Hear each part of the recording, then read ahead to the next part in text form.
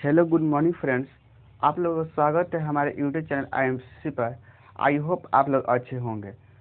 तो हमने पिछले वीडियो में बात किया था संपोषी व्यतिकरण और आज हमें बात करना है विनाशी व्यतिकरण।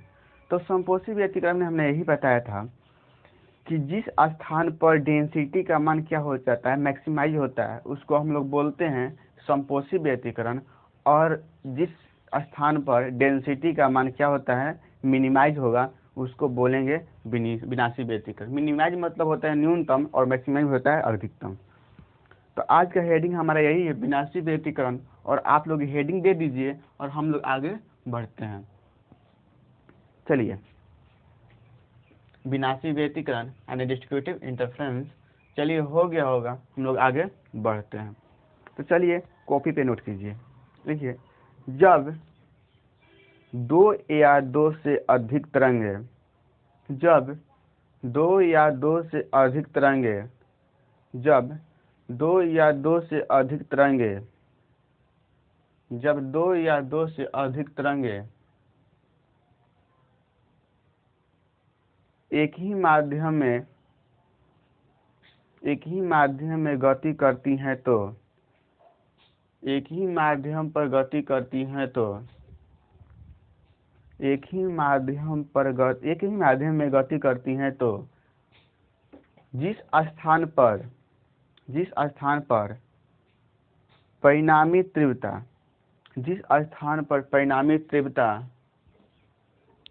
का मान जिस स्थान पर परिणामी तीव्रता का मान न्यूनतम होता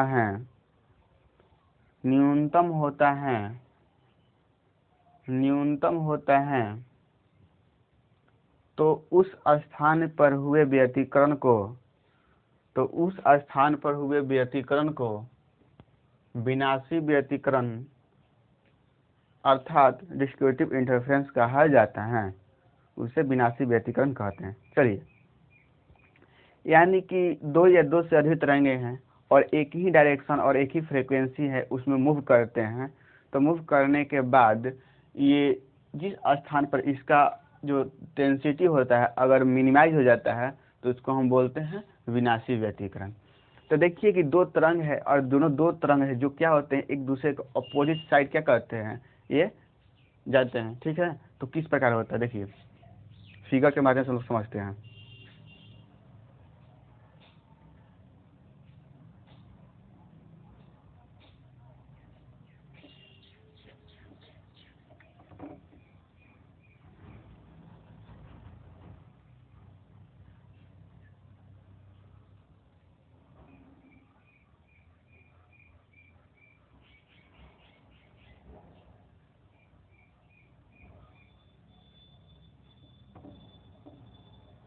चलिए,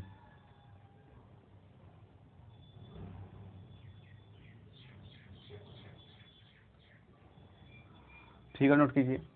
देखिए कि ये दो तरंग है और ये दोनों एक दूसरे क्या है, अब अपोजिट साइड है। और अपोजिट साइड करने के बाद इसकी जो तीव्रता का मान होता है वो क्या हो जाता है, यहाँ पर मिनिमाइज हो जाता है। ठीक है, इसे कॉपी में नोट कीजिए।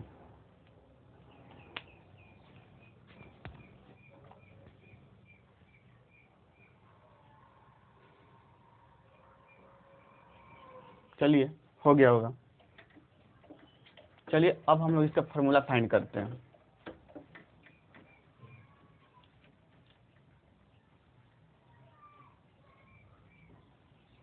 चलिए, शर्त नंबर 1।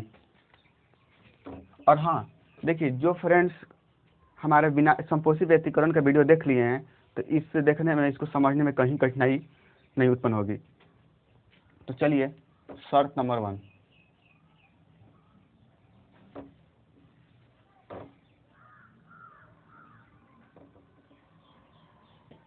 शर्त नंबर 1 लिखिए, विनाशी व्यतिकरण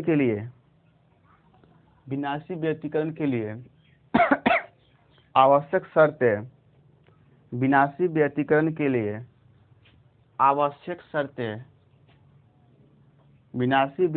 के लिए आवश्यक शर्तें यह होती हैं कि परिणामी तीव्रता का मान न्यूनतम होता है। परिणामी तीव्रता का मान क्या होता है, न्यूनतम होता है। तो चलिए, हमने बताया था फार्मूला का, जब अध्यारोपण का हम सिद्धांत पढ़ाए थे तो उस समय एक फार्मूला फाइंड किए थे, यानी कि I = I1 plus I2 plus 2 √I1 √I2 cos phi. Clear. अब देखिए यहाँ पर हमारा जो cos फाई का मान होना चाहिए, यहाँ पर होना चाहिए नेगेटिव। क्या होना चाहिए, नेगेटिव, यानी कि -1 आना चाहिए। तो आखिर फाई के जगह पर ऐसा कौन सा हम लोग वैल्यू यहाँ पर पुट करें कि इसका मान जो आएगा वो हमारा क्या आ जाएगा, नेगेटिव। ठीक है, तो यानी कि फाई के जगह पर हम ऐसा कौन सा मान लेंगे कि हम लोग रखने पर इसका मान क्या होगा, नेगेटिव होगा। तो चलिए हम लोग देखते हैं। ठीक, तो देखिए यहाँ पर हम लोग फाई का मान पाई, 3 पाई, 5 पाई और 7 पाई। ठीक, यानी कि अगर यहाँ पर पाई का मान और फाई का मान अगर पाई रखते हैं तो फिर भी मान -1 आएगा। फिर अगर यहाँ पर फाई के जगह 3 पाई मान रखते हैं, 3 पाई के मतलब क्या होगा, 3 गुना 180 डिग्री। ठीक, तो 180 या 540 डिग्री, यानी 540 डिग्री का मान आएगा -1। इसी तरह 5 पाई भी रखिएगा, 7 पाई भी रखिएगा, इसी प्रकार आगे जो भी होगा 9 पाई रखिएगा, उसका मान क्या होगा, -1 होगा। ठीक है, तो यहाँ से एक हम लोग फार्मूला फाइंड करेंगे, यानी कि पाई बराबर हो जाएगा 2m -1 पाई। अब m की जगह पर क्या होगा, m की जगह पर हम लोग ले सकते हैं 1 2 3 ... ठीक, देखिए हम यहाँ फाई बराबर इतना फार्मूला फाइंड किया। तो कैसे फाइंड किया, देखिए अगर हम m के जगह पर यहाँ पर 1 पुट करते हैं तो 2 गुना 1 2 में से एक जाएगा 1, यानी पाई। अगर 2 रखते हैं तो 2 2 4 में से एक जाएगा तो 3 पाई। अगर 3 रखिएगा तो 3 में से 3 दूनी 6 में से एक जाएगा तो 5 पाई। इसी तरह 4 रखिएगा तो 4 में से एक जाएगा तो 7 पाई। यानी कि हम लोग इसको यहाँ पर ये जितने भी m का डिजिट दिया है, जो वैल्यू दिया है 1 2 3 4 जो भी होगा, अगर इसमें हम पुट करते हैं तो इससे ये क्या करेगा, टैली करेगा, यानी इससे ये क्या करेगा, मिलेगा। ठीक है, देखिए अगर m के जगह पर यहाँ पर क्या है, 1 है, तो यहाँ पर 1 रखिएगा तो 2 में 1 से मल्टीप्लाई कीजिएगा तो 2 होगा, 2 में से 1 घटाइएगा तो क्या हो जाएगा, 1, और पाई में 1 से मल्टीप्लाई कीजिएगा तो पाई आएगा। उसी तरह यहाँ पर 2 रखिएगा तो 2 दूनी 4, 4 में से 1 घटाइएगा 3, और 3 पाई हो जाएगा। 3 रखिएगा तो 3 दूनी 6 में से 1 जाएगा तो 5, यानी 5 पाई। यानी कि यहाँ पर अगर 1 2 3 4 5 जो भी कुछ रखते हैं तो ये क्या करेगा, इसे टैली करेगा। ठीक है, तो चलिए अब देखिए कि जो दोनों तरंगों का कलांतर है वह क्या है। यहाँ पर देखिए विषम गुणांक है, यानी यहाँ पर क्या छिपा हुआ है, 1, यहाँ पर 3, यानी कि 1 3 5 7 9 ये सब कौन सा डिजिट है, ओड नंबर। यानी कि क्या है कि ये यहाँ पर 1 से मल्टीप्लाई है, यहाँ पर 3 से मल्टीप्लाई है, यहाँ पर 5 से मल्टीप्लाई है, यहाँ 7 से मल्टीप्लाई है। यानी कि ये जितने भी है ये किसका गुणांक है, किसका प्रोडक्ट है, ओड नंबर का। ओड नंबर का ये क्या है, मल्टीपल है। तो चलिए यहाँ तक हो गया होगा, चलिए लिखते हैं। लिखिए शर्त नंबर 2, शर्त नंबर 2, शर्त नंबर 2, दोनों तरंगों का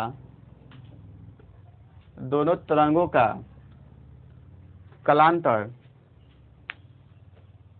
दोनों तरंगों का कलांतर विषम संख्या का गुणांक होता है, विषम संख्या का गुणांक होता है, विषम संख्या का गुणांक होता है। तो चलिए अब देखिएगा कलांतर और पथांतरण में संबंध। कलांतर यानी कलांतर को फाई से इंडिकेट करते हैं, और पथांतरण में संबंध हमने पिछले वीडियो में भी बताया था कलांतर और पथांतरण में क्या संबंध होगा। जो लोग वीडियो देखे हैं उसको बहुत बढ़िया से समझ में आता होगा। पथांतरण को डेल्टा x में संबंध। यानी कि हम लोग रिलेशन याद करेंगे कालांतर और पार्थरण के बिटवीन। तो चलिए देखिए संबंध निकालना है।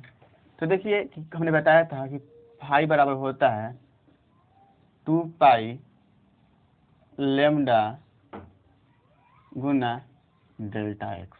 क्लियर। अब क्या करेंगे हम लोग, यहाँ से हम लोग डेल्टा एक्स को फाइंड कर लेते हैं। तो डेल्टा एक्स फाइंड करेंगे तो हमारा ये क्या हो जाएगा, लेमडा ऊपर चल जाएगा, ये हो जाएगा 2 पाई और यहाँ पर हो जाएगा फाई। क्लियर।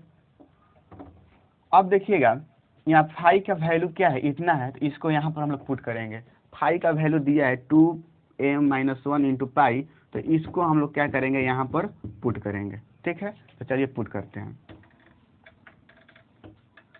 तो delta X is equal to lambda upon 2 pi और गुना पाई का मान, सॉरी फाई का मान क्या था, 2m-1 इंटू पाई। तो देखिएगा पाई से पाई यहाँ क्या हो गया, कैंसिल हो गया। जब कैंसिल हो गया तो होगा delta X is equal to lambda upon 2m-1। तो शर्त नंबर 3 यही कहता है कि दोनों तरंगों का जो पथांतर है, देखिए यहाँ पर पथांतर आ गया ना, पहले कलांतर का बात हो रहा था क्योंकि फाई रहता था कलांतर बात करते थे। अब डेल्टा एक्स आ गया तो इसलिए हम लोग यहाँ पथांतरण की बात करेंगे। तो दोनों तरंगों का जो पथांतरण होता है वह तरंगदैर्ध्य के अर्ध गुणांक होता है। तरंगदैर्ध्य, ये तरंगदैर्ध्य है ना, तो तरंगदैर्ध्य क्या होता है, अर्ध गुणांक होता है, यानी कि तरंगदैर्ध्य का अर्ध गुणांक होता है। ठीक, तो लिखिए दोनों तरंगों का दोनों तरंगों का पथांतरण तरंगदैर्ध्य के अर्ध गुणांक होता है। तरंगदैर्ध्य के अर्ध गुणांक होता है। तरंगदैर्ध्य के अर्ध गुणांक होता है। तरंगदैर्ध्य का अर्ध गुणांक होता है। कैसे अर्ध गुणांक होता है, एक बार देख लीजिए।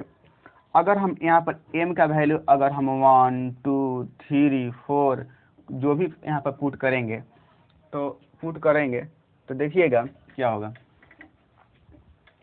अगर पुट करते हैं तो देखिए यानी कि पथांतरण इज इक्वल टू, यानी delta X is equal to, अगर यहाँ पर 1 पर पुट करते हैं तो 2 में से 1 जाएगा तो क्या होगा, 2 में से 1 जाएगा तो क्या होगा 1, यानी कि λ/2। इसी तरह अगर 2 रखिएगा, 2 दूनी 4 में से 1 जाएगा, यानी 3 λ/2। अगर इसी प्रकार अगर यहाँ पर 3 रखिएगा, 3 में 6 में से 1 जाएगा, यानी 5 λ/2। ठीक, यानी कि अब जिस फिर 4 रखिएगा तो यहाँ पर क्या हो जाएगा 7 λ/2। इसी तरह आप रखते जाइएगा etc, मतलब डॉट डॉट करते हैं, ये वैल्यू देगा। तो ये क्या देख रहे हैं, ये सब जितना है ये क्या है, तरंगदैर्ध्य के अर्ध गुणांक है ना। तो चलिए इसको नोट कर लीजिए, हो गया होगा, लिखिएगा नीचे। अब परिणामी तीव्रता का मान न्यूनतम हो जाता है। अब परिणामी तीव्रता का मान न्यूनतम हो जाता है। अब परिणामी तीव्रता का मान क्या हो जाता है, न्यूनतम हो जाता है। इतना होने के बाद अब देखिएगा अब परिणामी तीव्रता का मान क्या होगा, न्यूनतम होगा। तो न्यूनतम होगा तो उस कंडीशन में देखिएगा I minimum is equal to क्या होता है, formula I1 plus I2 plus 2 √I1 into √I2 cos phi. Clear. अब यहाँ पर हम cos फाई का मान हम क्या लिख सकते हैं, 0 भी ले, सॉरी पाई ले सकते हैं, 3 पाई ले सकते हैं, 5 पाई ले सकते हैं, 7 पाई ले सकते हैं, आपको जो मन करेगा वो ले सकते हैं। यानी cos फाई का मान अगर हम यहाँ पर cos फाई का मान हमको -1 चाहिए तो -1 तभी आ सकता है जहाँ फाई का मान क्या हम लोग रखेंगे, तो फाई का मान हम लोग लेंगे कितना, मान लीजिए पाई 180 लेते हैं, जब 180 लेंगे फाई का मान तो I मिनिमम हो जाएगा क्या, I1 plus I2 plus 2 √I1 √I2। Clear. और cos फाई का मान अगर पाई रखिएगा तो ये मान क्या देगा, नेगेटिव, यानी कि यहाँ पर भी क्या होगा नेगेटिव। क्यों नेगेटिव होगा? क्योंकि cos फाई का मान और cos पाई का मान रखिएगा तो cos पाई का मान कितना होता है? -1, यानी प्लस माइनस क्या हो जाएगा? यहाँ पर माइनस होगा। अब देखिएगा कि I minimum is equal to होगा, I1 है, इसको ऐसे कर सकते हैं √I1 का होल स्क्वायर, प्लस I2 है, इसको लिख सकते हैं √I2 का होल स्क्वायर, और -2 है √I1 इंटू √I2। अब सपोज कीजिएगा कि जो ये हम इक्वेशन प्रोवाइड कराएं तो ये जो है क्या a plus B, a minus B के होल स्क्वायर पर टैली कर रहा है कि नहीं कर रहा है? देखिए तो a² b² -2ab, यानी कि हम लोग लिख सकते हैं I minimum is equal to √I1 minus √I2 के होल स्क्वायर। क्लियर? यानी कि √I1 माइनस √I2 का होल स्क्वायर। चलिए कॉपी में नोट कीजिए यहाँ तक।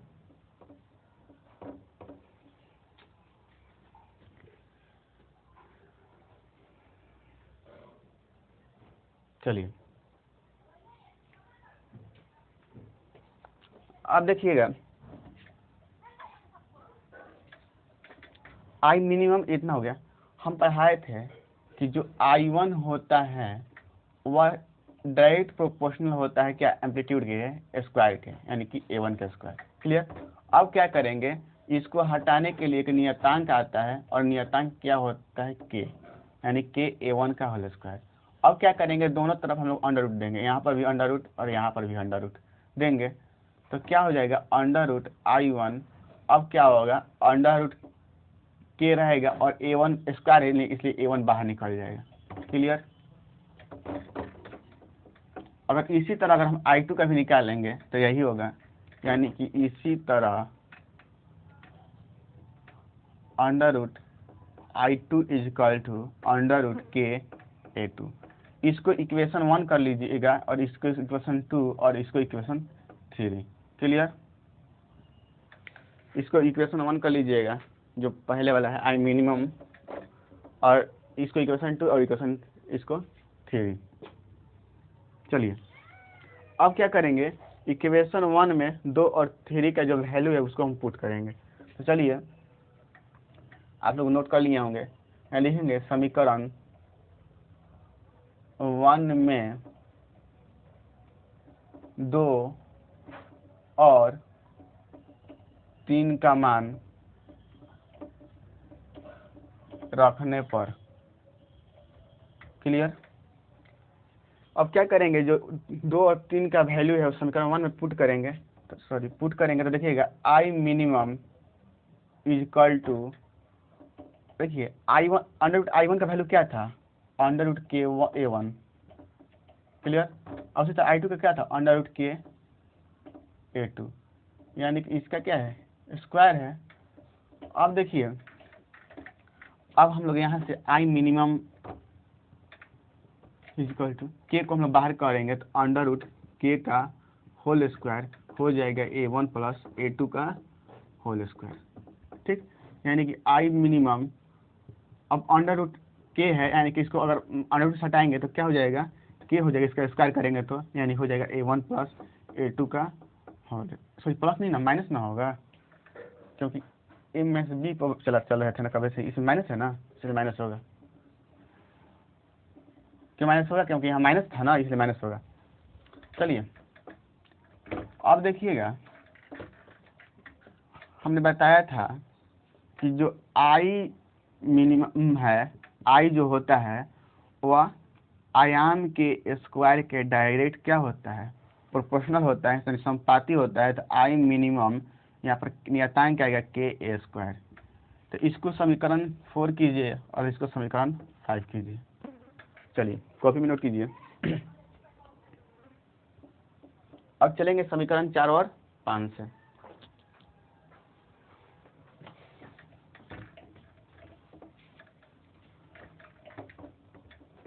समीकरण 4 और 5 से। क्लियर? समीकरण 4 और 5 में देखिएगा कि इसमें क्या है, इसको भी मैक्सिमम कर, इसमें मिनिमम कीजिए, ए मिनिमम, इसको भी मिनिमम कर दीजिए। अब देखिए इसमें क्या देख रहे हैं हम लोग कि समीकरण 4 और 5 में देख रहे हैं कि LHS दोनों क्या है, बराबर है, यानी कि ये कट जाएगा, तो ये हम इतना लिख सकते हैं, यानी कि के हो जाएगा ए स्क्वायर मिनिमम और इसमें हो जाएगा के A1 माइनस A2 के होल स्क्वायर। अब देखिए यहाँ से के भी खत्म और स्क्वायर से स्क्वायर भी खत्म, यानी कि हो जाएगा A minimum is equal to A1 minus A2 के होल स्क्वायर। इसका नहीं, सॉरी, इसका कट गया ना, तो A minimum is equal to हो जाएगा A1 माइनस A2, यानी कि दोनों तरंगों का जो एम्पलीट्यूड होता है उसको घटा देंगे तो उसका विनाशी व्यतिकरण आ जाएगा, और दोनों को ऐड करते हैं तो संपोषी व्यतिकरण होता है। तो हमने कल बताया था कि उसमें ए मैक्सिमम जब फाइंड किए थे तो हुआ था A1 प्लस A2, और आज हम लोग ए मिनिमम फाइंड किए हैं, इसलिए आया है A1 माइनस A2। तो इसको हम लोग नोट में, इसको बॉक्स में पैक कर लेते हैं, और यही हमारा हो जाएगा विनाशी व्यतिकरण का फार्मूला। तो इस फार्मूला के द्वारा हम लोग इक्वेशन को न्यूमेरिकल को सॉल्व कर सकते हैं। तो चलिए इसको नोट कर लीजिए, और कहीं भी दिक्कत हो तो हमसे पूछिए, हम फिर से बात करेंगे। और जिस प्रकार संपोषी व्यतिकरण था उसी तरह विनाशी व्यतिकरण भी था, दोनों में कुछ हल्का फुल्का का अंतर था, नहीं तो दोनों सेम ही था। तो जो लड़का संपोषी व्यतिकरण समझ गया होगा उसको विनाशी व्यतिकरण समझने में कोई दिक्कत नहीं होगा। तो चलिए, फिर भी दिक्कत होगा फिर भी आप लोग कमेंट बॉक्स में कमेंट कीजिएगा, हम बताएंगे, ठीक है। अगर वीडियो आपको अच्छा लगा तो लाइक एंड सब्सक्राइब कर दीजिएगा। चलिए आज के लिए इतना ही, ओके बाय।